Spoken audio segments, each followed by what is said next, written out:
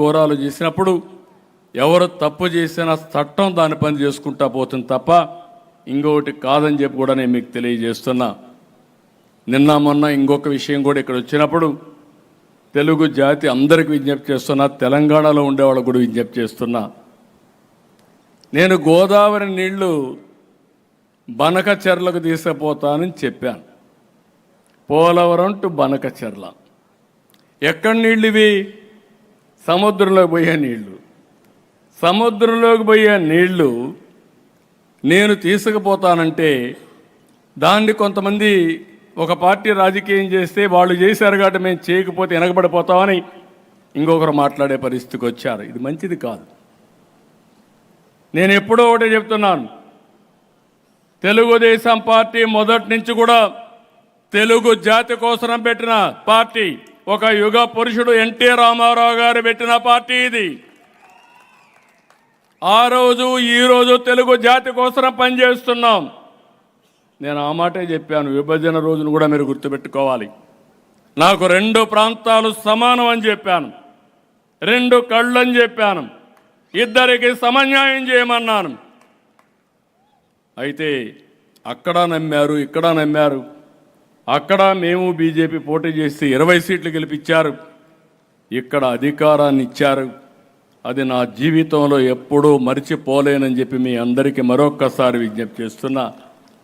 సముద్రంలోకి పోయే నీళ్లు తీసుకుపోతామంటే దానికి కూడా ఎక్కడ రైట్ ఉందని ఆలోచిస్తామంటే ఎక్కడికి పోతాను? కాళేశ్వరం ఉంది.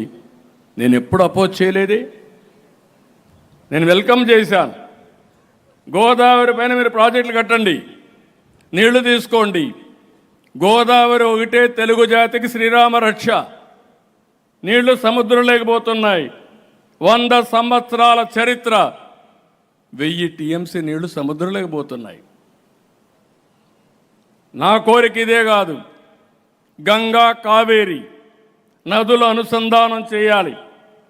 ప్రధానమంత్రి నరేంద్ర మోడీ గారి కంటే ముందు వాజ్పేయి గారు ఒక టాస్క్ ఫోర్స్ కూడా వేశారు. నేను ప్రధానమంత్రి గారి దృష్టి తీసుకొచ్చినప్పుడు ముందు ఇంట్రా రివర్ లింక్ చేద్దాం, విత్ ఇన్ ది స్టేట్స్ అన్నీ కంప్లీట్ చేద్దాం.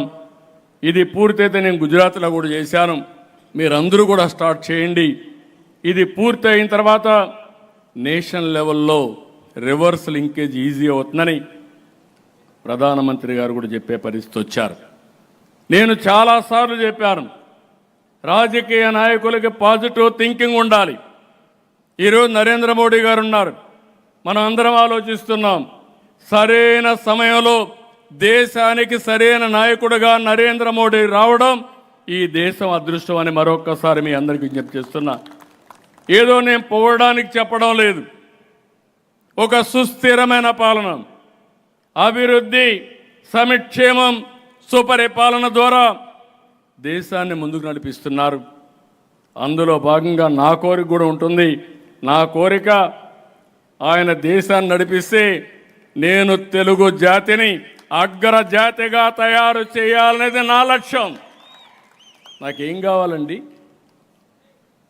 45 ఏళ్లుగా నన్ను అందరూ కూడా ప్రేమించారు. తెలుగు జాతి చరిత్రలో మీరు చూస్తే మన నాయకుడు ఎన్టీ రామారావు గారికి మీరు చూసినప్పుడు ఎప్పుడు కూడా తిరుగులేదు ఆ నాయకుడికి. ఆయన అనుకుని జరిగింది. 9 నెలల్లో పార్టీ పెట్టాడు, అధికారానికి వచ్చాడు. దేశ స్థాయిలో అన్ని పార్టీలను కలిపి ప్రత్యామ్నాయాన్ని ఏర్పాటు చేసే పరిస్థితికి వచ్చాడు. తెలుగు దేశం పార్టీకి ఒక